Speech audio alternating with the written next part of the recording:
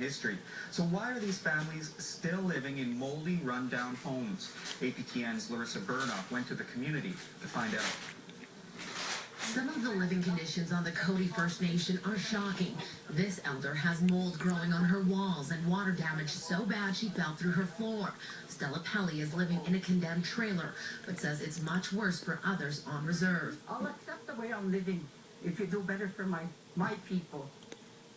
Those are my people that are living like this. In this home, the front door doesn't close. Sadly, it also houses a newborn baby girl, and there's smoke and fire damage in the kitchen from a stove fire.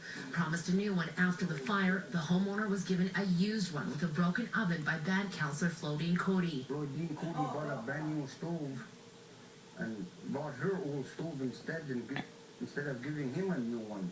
And this is her stove. Her name is at the back. Stella Pelly says living conditions are so bad that one band member had to resort to living in her car after her home burned to the ground. She didn't name that woman out of respect because she is currently in a Regina hospital suffering the consequences of living in the cold. This photo is from a home where a sewer problem forced the owners to resort to the use of a slop pail in the washroom. Oh my God, it just reeks with that toxics and that sour smell. This elder was one of a few people who approached us at the band office wanting to share their stories of life on a divided reserve. Chief and council just think of their own families. Nobody else. They can fly all over and us were starving on a reserve. That line up there is welfare. I can't even get any for my handicapped son. They never say anything to us, like the members, like us Cody band members. They never discuss anything or do any minutes on. You go to the band office, all you get is a cold shoulder. Yeah.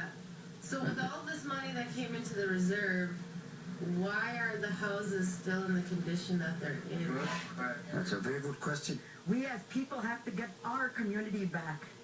From, I'll say a quorum. I'll say quorum because my husband is a council and he has no decisions that are made in our community. He's left out on trips, yet I know he's truly there for the people. Because my heart feels for the people when I see them the way they're living and the luxury life of certain individuals. According to the March 2012 Cody financial audit, Chief Norman Whitehawk made over $142,000. Of that, $75,000 in travel. Councillor Flodine Cody made over $108,000, with her travel more than double her yearly salary. Councillor James Stevenson also made over $108,000 and claimed over $63,000 in travel. Of the 12 councillors, 7 of them made over $60,000, with the average salary of a councillor sitting between $22,000 and $33,000 a year. And there's a lot of people that have